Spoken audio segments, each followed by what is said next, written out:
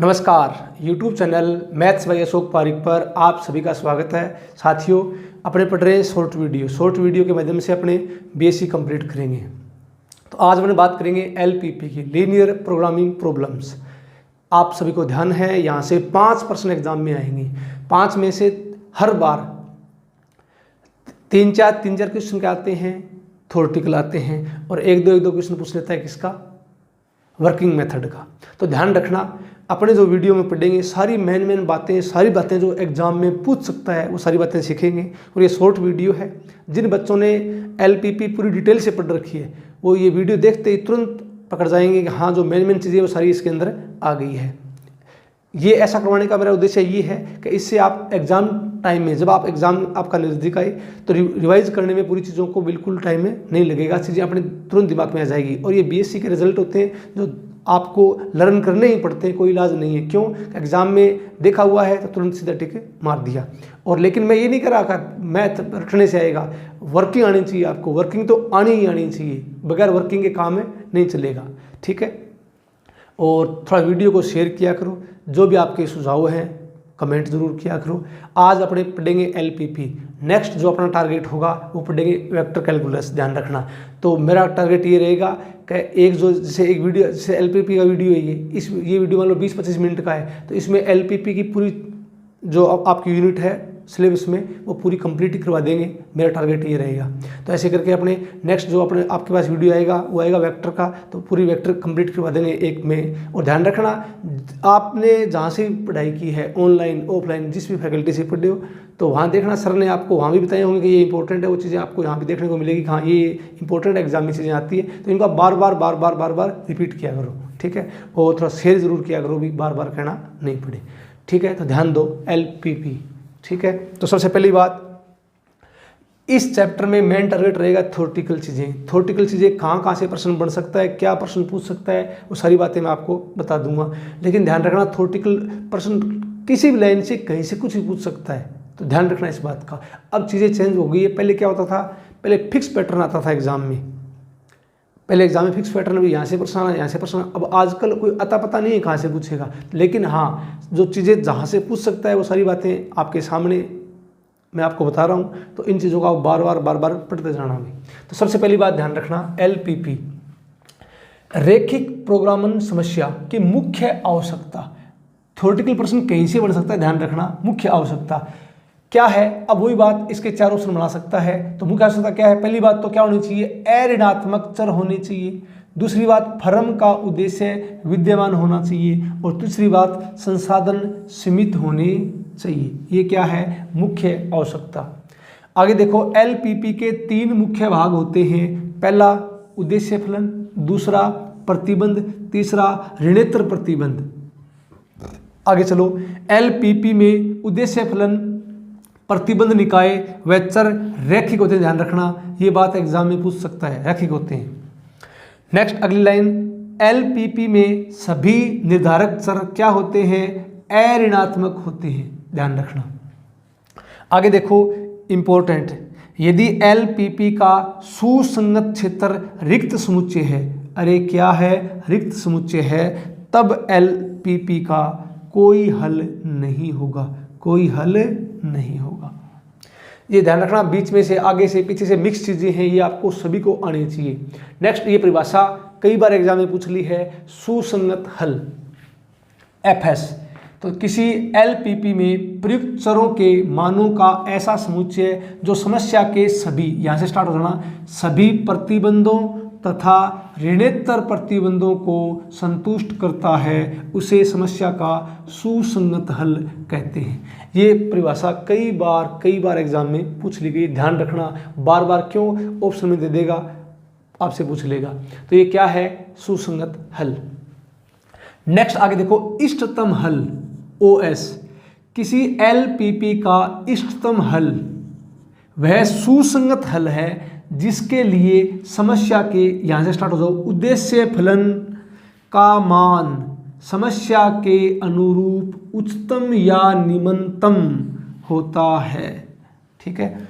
Next आगे देखो, note, LPP के हल से तात्पर्य प्राय इष्टतम हल से ही होता है। इष्टतम हल एक से अधिक हो सकते हैं, लेकिन इनका इष्टतम मान एक ही होता है। तो इस पूरे का आप स्क्रीनशॉट ले लो और इन वीडियोस को आप बार बार पढ़ना, चीज़ें पूरी कंप्लीट क्लियर हो जाएगी। इसका आप स्क्रीनशॉट ले लो। देखो भी आगे आप एक काम करना, क्या इन सब के प्रॉपर कॉपी में नोट्स ना लेना, इनको आप बार बार पढ़ना तो टाइम आपका बहुत कम लगेगा। तो देखो आगे क्या कह रहा है, ये कह रहा है इष्टतम हल सुसंगत हल होता है, लेकिन प्रत्येक सुसंगत हल इष्टतम नहीं होता है, ध्यान रखना। नेक्स्ट, BFS की संख्या सीमित होती है। ये कई बार एग्जाम में आ चुका है, RPSC ने पूछ लिए, ध्यान रखना। नेक्स्ट आगे देखो, आधारित सुसंगत हल का मान पॉजिटिव और शून्य दोनों होता है। FS की संख्या सीमित भी हो सकती है और असीमित भी हो सकती है, ध्यान रखना। नेक्स्ट आगे देखो, अपभ्रष्ट आधारी हल। आधारी हल में कम से कम एक आधारी चर का मान शून्य हो तो उसे अपभ्रष्ट आधारी हल कहते हैं। नेक्स्ट देखो, एक LPP के आधारी सुसंगत हल में सभी चर धनात्मक हो तो इसका हल क्या होगा, अनअपभ्रष्ट कहलाता है, ध्यान रखना। क्या कहलाता है, सुसंगत हल में सभी चर धनात्मक हो तो इसका हल अनअपभ्रष्ट कहलाता है। आलेखी हल द्वारा कितने चर राशियों वाली रैखिक प्रोग्रामन समस्या को हल करते हैं, तो कितने, 2। नेक्स्ट देखो आगे, यदि किसी रैखिक प्रोग्रामन समस्या का इष्टतम हल ज्ञात नहीं हो तो समस्या का हल क्या होगा, असीमित। ठीक है। नेक्स्ट देखो, यदि एक जनक समुच्चय रैखिक स्वतंत्र हो तो वह समुच्चय आधार समुच्चय कहलाता है। क्या कहलाता है, आधार समुच्चय कहलाता है। एक चरम बिंदु में शून्येतर चर, ध्यान रखना, क्या एक चरम बिंदु में शून्येतर चर है वो प्रतिबंधों की संख्या के बराबर हो सकते हैं, वो प्रतिबंधों की संख्या के बराबर हो सकते हैं। और आगे वाला है सुसंगत क्षेत्र, ध्यान रखना, सुसंगत क्षेत्र सदैव उत्तल बहुभुज होता है।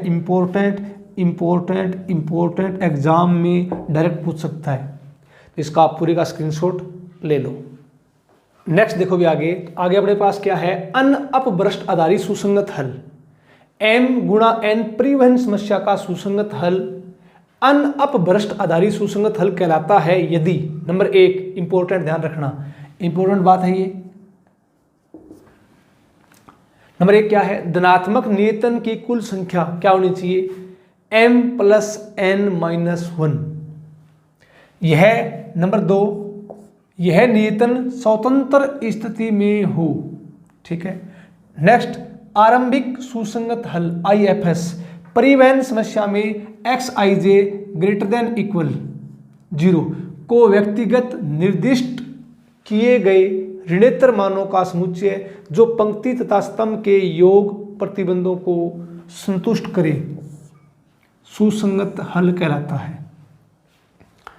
नेक्स्ट देखो आगे, आधारी सुसंगत हल BFS M गुणा N परिवहन समस्या का सुसंगत हल आधारी सुसंगत हल कहलाता है यदि इससे Xij के धनात्मक नियतन की कुल संख्या क्या, M + N-1। नेक्स्ट देखो, आधारी सुसंगत हल अपभ्रष्ट का, ध्यान रखना, ये लाइन इंपॉर्टेंट है। अपभ्रष्ट कहा जाता है, नंबर 1 कम से कम एक आधारित चर क्या हो, शून्य हो। ठीक है, क्या होता है, शून्य। नंबर 2, यदि किसी आधारित चर का मान शून्य न हो तथा न्यूनतम अनुपात अद्वितीय न हो। ठीक है। नेक्स्ट देखो आगे, इष्टतम हल परिवहन समस्या का सुसंगत हल आधारित सुसंगत आवश्यक नहीं, इष्टतम हल कहलाता है यदि इससे कुल परिवहन व्यय न्यूनतम प्राप्त होता है। ध्यान रखना, ये थोड़ी ज़्यादा क्यों बता रहा हूँ आपको, क्योंकि एग्जाम में थ्योरेटिकल प्रश्न नहीं पूछता है इस यूनिट से, ध्यान रखना इस बात का। ठीक है, तो इनको आप बार बार पढ़ना, चीज़ें 3-4 बार पढ़ोगे याद रह जाएगी। आगे देखो, next last line important, RPSC ने पूछ ली लाइन ये, M पंक्तियों और N स्तंभों वाली परिवहन समस्या में अनअपभ्रष्ट आधारित सुसंगत हल के लिए कुल रिक्त कोष्टिकाएं, ध्यान रखना, कुल रिक्त कोष्टिकाएं M-1 × N-1 होनी चाहिए। ये बात आरपीएससी ने पूछ ली अभी, तो ध्यान रखना। जब इसको आप 3-4 बार पढ़ोगे तो पूरी पिक्चर आपकी क्लियर हो जाएगी। और ध्यान रखना एलपीपी पूरी मैं आपको मिक्स पढ़ा रहा हूँ, ये नहीं कि स्टार्टिंग से पॉइंट टू पॉइंट चल रहे, क्योंकि एग्जाम में क्वेश्चन क्या आने हैं, मिक्स आने हैं। तो ध्यान रखना मिक्स अपने प्रैक्टिस से कर रहे हैं, तो इनको आप बार बार कॉपी में नोट करना, बार बार पढ़ना, इसका आप स्क्रीनशॉट ले लो। नेक्स्ट देखो आगे भी, तो आगे कह रहा है ये एक नियतन समस्या में जहां m नौकरी तथा m व्यक्ति है, आधारित सुसंगत हल के लिए प्रारंभिक स्तर पर आधारित चरों की संख्या क्या है, m है। ध्यान रखना ये बात आरपीएससी ने पूछ ली है, तो ध्यान रखना ये थ्योरी है, बार बार पढ़ना, एग्जाम में प्रश्न ध्यान रखना अपने वही कर रहे हैं जो एग्जाम में आते हैं। नेक्स्ट आगे देखो, एक परिवहन समस्या में आधारित चरों की संख्या अधिकतम m+n-1, अधिकतम m+n-1 होती है यदि m पंक्ति तथा n स्तंभ को क्या करते हैं, इंगित करते हैं। जैसे देखो ये एग्जांपल आरपीएससी में आ चुका है भी, क्या है देखो, 3 पंक्तियों और 3 स्तंभों वाली संतुलित परिवहन समस्या के लिए आधारित चरों की संख्या, तो m+n-1, 3 + 3 - 1 क्या आ जाएगा, 5। इसी प्रकार आगे देखो, यदि परिवहन समस्या में 4 पंक्तियां एवं 3 स्तंभों की संख्या है तो इष्टतम परीक्षण खाली कोष्ठिकाओं की संख्या, ध्यान रखना इस बात का, रिक्त कोष्ठिकाओं की संख्या, तो इसका मतलब m-1 n-1, ये फॉर्मूला भी एग्जाम में पूछ लिया। अब इसके ऊपर एग्जाम में क्वेश्चन भी आ गया, तो अब देखो ये 4 है और ये 3 है, 4 पंक्ति है 3 स्तंभ है, तो 4 - 1 × 3 - 1 आंसर क्या आ जाएगा, 6। तो ये छोटे छोटे प्रश्न ये आरपीएससी ने पूछ लिए, ध्यान रखना। परिवहन समस्या में अपभ्रष्टता उत्पन्न होती है यदि मैट्रिक्स m×n इंपॉर्टेंट, ध्यान रखना अपभ्रष्टता, रिक्त कोष्ठिकाएं ज्यादा है किससे, m+n-1 से, तब अपभ्रष्टता उत्पन्न होगी। स्वतंत्र आवंटनों की संख्या m+n-1 से कम हो, और अरिक्त का ध्यान रखना, अरिक्त का मतलब क्या होता है, भरी हुई, एक तो होता है रिक्त और एक होता है अरिक्त, तो अरिक्त का मतलब भरी कोष्ठिकाएं क्या है, कम है, किससे, m+n-1 से। अब ये प्रश्न देखो एग्जाम का आरपीएससी का पूछा हुआ, यदि किसी परिवहन समस्या में 5 पंक्तियां और 6 स्तंभों की संख्या हो तो अपभ्रष्टता विद्यमान होगी यदि, अब ऑप्शन देखना, कुल भरी हुई कोष्ठिकाएं बराबर 12, फिर नीचे कुल भरी हुई कोष्ठिकाएं 11, कुल भरी हुई कोष्ठिकाएं 10 और कुल भरी हुई कोष्ठिकाएं 9, ये 4 ऑप्शन है। तो ध्यान रखना बात कर रहा है किसकी, भरी हुई कोष्ठिकाएं, तो अरिक्त या भरी हुई कोष्ठिकाएं क्या होगी, कम होगी, किससे, m+n-1 से। तो m+n 5 + 6, 5 + 6 - 1, 6 5 11, 11 में से 1 गया 10, इसका मतलब क्या होगा, 10 से कम, 10 से कम, तो 10 से कम चौथा ऑप्शन, कुल भरी हुई कोष्ठिकाएं 9, ध्यान रखना। तो इसका आप स्क्रीनशॉट ले लो, ये चीज़ें बार बार लिख कर इनको आप याद करना, चीज़ें पूरी आपकी याद हो जाएगी, तो इसका आप स्क्रीनशॉट ले लो। नेक्स्ट देखो भी, नेक्स्ट अपने पास ये है परिवहन समस्या के सुसंगत हल के, ध्यान रखना इंपॉर्टेंट, विद्यमान हेतु आवश्यक एवं पर्याप्त शर्त, आरपीएससी ने कई बार पूछ ली है। तो शर्त क्या होती है, सिग्मा i बराबर 1 से लेकर m तक ai बराबर सिग्मा j बराबर 1 से लेकर n तक bj। परिवहन समस्या में जिसमें सिग्मा i बराबर 1 से m तक ai बराबर सिग्मा j बराबर 1 से m तक bj संतुष्ट होती है तो संतुलित समस्या कहलाती है। क्या कहलाती है, संतुलित समस्या। क्यों, क्योंकि आवश्यक पर्याप्त शर्त m और यहाँ n, तो यहाँ m यहाँ m, इसका मतलब क्या है, m बराबर n है। तो देखो आप इसमें, यदि एक नियतन समस्या में कार्यों और व्यक्तियों की संख्या को क्रमशः m तथा n से लिखा जाता है तब यह समस्या संतुलित समस्या कहलाती है। कब, यदि m बराबर क्या हो, n हो, m बराबर क्या हो, n हो। नेक्स्ट देखो, किसी भी परिवहन समस्या का सुसंगत हल प्राप्त होने की आवश्यक एवं पर्याप्त शर्त है कि सिग्मा ए आई बराबर सिग्मा बी जे, अर्थात समस्या संतुलित होनी चाहिए। जिन परिवहन समस्याओं में सिग्मा ए आई बराबर सिग्मा बी जे ये नॉट इजिकल टू है, बराबर नहीं है, उन्हें असंतुलित समस्या कहते हैं। ठीक है, असंतुलित परिवहन समस्या में कुल पूर्ति, ये आरपीसी ने लाइन पूछ ली हुई, ये लाइन आरपीसी ने पूछ ली है। असंतुलित परिवहन समस्या में कुल पूर्ति कुल मांग के बराबर नहीं होती है, तो कौन सी होती है? असंतुलित परिवहन समस्या में। ध्यान रखना, ये आरपीएससी ने पूछ लिया है। तो ये प्रत्येक लाइन जो मैं बोर्ड पर लिखा रहा हूँ वो इम्पोर्टेंट है, बार बार इनको आप पढ़ना। नेक्स्ट देखो, नियतन समस्या में नंबर 1 n कार्यों का समुच्चय होता है, दूसरी बात n सुविधाओं का समुच्चय होता है, और तीसरी बात लागत का समुच्चय होता है। ये सभी होते हैं, ध्यान रखना। नियतन समस्या में क्या होता है? n कार्यों का समुच्चय होता है, n सुविधाओं का समुच्चय होता है, और लागत का समुच्चय होता है, सभी होते हैं। नेक्स्ट देखो आगे, जो नियतन समस्या है वो सिंप्लेक्स विधि द्वारा और नंबर 2 परिवहन विधि द्वारा हल की जा सकती है। ध्यान रखना, इंपॉर्टेंट है। और अगली बात, इसमें गणितज्ञ डी केनिंग द्वारा सिद्ध की गई प्रमेय नियतन समस्या को, ध्यान रखना, नियतन समस्या को हल करने में प्रयोग होती है। तो इस पूरे का आप स्क्रीनशॉट ले लो। नेक्स्ट देखो भी आगे, परिवहन समस्या हल करने के लिए 3 विधियां प्रयुक्त होती है। ध्यान रखना, एग्जाम में कई बार पूछता है। नंबर 1 उत्तर पश्चिम कोने वाला नियम, नंबर 2 न्यूनतम व्यय प्रविष्टि या न्यूनतम मैट्रिक्स विधि, और तीसरी है वोगल सन्निकट विधि या इकाई व्यय शास्त्री विधि। नेक्स्ट देखो, उत्तर पश्चिम कोने वाले नियम द्वारा आरंभिक आधारित सुसंगत हल, इंपॉर्टेंट पूछ सकता है, ज्ञात करते हैं। नेक्स्ट देखो, विशिष्ट प्रकार की परिवहन समस्याएं जहां यदि m बराबर n, सभी a i बराबर b j बराबर 1 तथा प्रत्येक x i j का मान 0 या 1 हो। ध्यान रखना, 0 या 1, ये ऑप्शन में मिल सकता है आपको, 0 या 1 हो, पूछ सकता है। तो इस प्रकार की समस्याएं नियतन समस्याओं का ही रूप होती है। नेक्स्ट देखो, परिवहन समस्या का त्रिभुजीय आधार होता है। क्या होता है? त्रिभुजीय आधार होता है।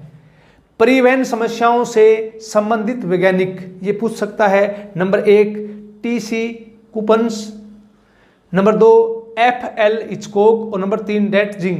ठीक है, नेक्स्ट आगे देखो, यदि एक आधारित सुसंगत हल में m + n-1 स्वतंत्र धनात्मक नियतन हो तथा सवेत संख्याएं ui तथा vj i बराबर 1 2 3 डैश डैश डैश m तथा j बराबर 1 2 3 डैश डैश डैश n सभी इस प्रकार है कि भरी कोष्टिका r, s के लिए CRS बराबर UR + VS, तो प्रत्येक खाली कोष्टिका i, j के संगत मूल्यांकन। ध्यान रखना, वेरी मोस्ट इंपॉर्टेंट, dij बराबर Cij माइनस, तो कोष्टक में क्या है? UI + VJ। इंपॉर्टेंट, इसका आप स्क्रीनशॉट ले लो। नेक्स्ट देखो भी आगे, इष्टतम परीक्षण में dij की गणना बिना भरी कोष्टिका अर्थात काली कोष्टिकाओं के लिए की जाती है। ध्यान रखना, पूछ सकता है एग्जाम में। पहली कंडीशन, सभी dij ग्रेटर देन 0, तो हल इष्टतम तथा अद्वितीय। Important, very most important, exam में छोटी सी बात है, अब यहाँ से क्वेश्चन उठाते हैं, ध्यान रखना। दूसरी बात, सभी dij ग्रेटर देन इक्वल 0 में कम से कम एक dij बराबर 0, तो हल इष्टतम है तथा वैकल्पिक हल भी विद्यमान है। तीसरी कंडीशन, यदि कम से कम एक dij लेस देन 0, ठीक है, तो हल इष्टतम नहीं होता है, ध्यान रखना। नेक्स्ट आगे देखो, लागत मैट्रिक्स Cij सहित एक नियतन समस्या में यदि प्रत्येक Cij ग्रेटर देन इक्वल 0 तथा एक ऐसा हल Xij बराबर कैपिटल Xij विद्यमान है कि sigma i, sigma j, Cij Xij बराबर 0 है, तो यह एक इष्टतम हल है। आरपीएससी ने 2 बार पूछ लिया है, 2 बार। मैंने बॉक्स यहाँ भी लगाया है, तो ऑप्शन इसका बना सकता है, या मैंने बॉक्स यहाँ लगाया है तो ऑप्शन इसका भी बना सकता है, ध्यान रखना। नेक्स्ट देखो, n कर्मियों को n कार्य नियत किए जाने की विभिन्न संभावित विधियां, जबकि एक कर्मी एक ही कार्य कर सकता है, फैक्टोरियल n, आरपीसी ने पूछ लिया। नेक्स्ट देखो, हंगेरियन विधि। हंगेरियन विधि क्या है? नियतन समस्याओं को हल करने के लिए काम में आती है। किसको? नियतन समस्याओं को हल करने के लिए काम में आती है। इसका आपने स्क्रीनशॉट ले लिया होगा। तो आज करेंगे इसमें इतना ही। नेक्स्ट आपके सामने एक वीडियो और आएगा 15 या 20 मिनट का एलपीपी का। तो ये 2 वीडियो एलपीपी के, ये एलपीपी पूरी कंप्लीट हो जाएगी। ध्यान रखना, जितना मैं आपको यहाँ पर करवा रहा हूँ उतना कर लो, वो सफिशिएंट है एग्जाम में। इससे बाहर, जहाँ तक मेरा मानना है, मेरा अनुभव है, बाहर नहीं जाएगा, ध्यान रखना। तो क्लास का फीडबैक ज़रूर दिया करो, समझ में आ रहा है या आपके जो भी सुझाव हैं वो ज़रूर दिया करो। तो आज के लिए इतना ही। धन्यवाद। जय हिंद, जय भारत।